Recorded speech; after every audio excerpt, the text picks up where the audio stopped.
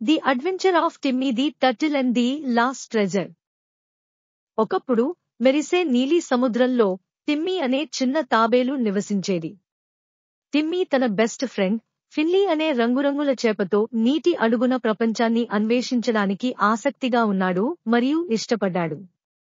వారు తమ రోజులను పగడపు దెబ్బలగుండా ఈదుతూ, సముద్రపు పాచి మధ్య దాగుడుమూతలు ఆడుకుంటూ, లోతైన దాగి ఉన్న అద్భుతాలను కనుగొన్నారు. ఒక ఎండ ఉదయం, పాత మునిగిపోయిన ఓడ దగ్గర ఆడుకుంటూ, టిమ్మీ మరియు ఫిన్లీ ఒక రహస్యమైన మ్యాప్ను కనుగొన్నారు. మ్యాప్ సముద్రంలో లోతుగా పాతిపెట్టిన దాచిన నిధికి దారితీసే మార్గాన్ని చూపించింది. టిమ్మీ కళ్ళు ఉద్వేగంతో మెరిశాయి. ఈ నిధిని వెతుకుదాం ఫిన్లే అని ఆక్రోశించాడు. వారి రెక్కలలో మ్యాప్తో టిమ్మీ మరియు ఫిన్లీ వారి సాహసయాత్రకు బయలుదేరారు.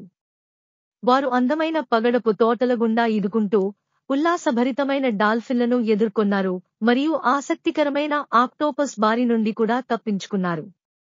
దారిలో వారు సఫీరా అనే తెలివైన పాత సముద్ర గుర్రంతో సహా కొత్త స్నేహితులను ఏర్పరచుకున్నారు. అది వారికి ఉపయోగకరమైన సలహా ఇచ్చింది. వారు మ్యాప్ను అనుసరించినప్పుడు టిమ్మీ మరియు ఫిన్లీ అనేక సవాళ్లను ఎదుర్కొన్నారు. వారు చీకటి గుహల గుండా నావిగేట్ చేశారు, పదునైన రాళ్లను తప్పించారు మరియు మెరుస్తున్న జెల్లీ ఫిష్ పాఠశాలలను ఈదుకున్నారు. అవరోధాలు ఎదురైనప్పటికీ వారు ఒకరినొకరు ప్రోత్సహించుకుంటూ ముందుకు సాగారు.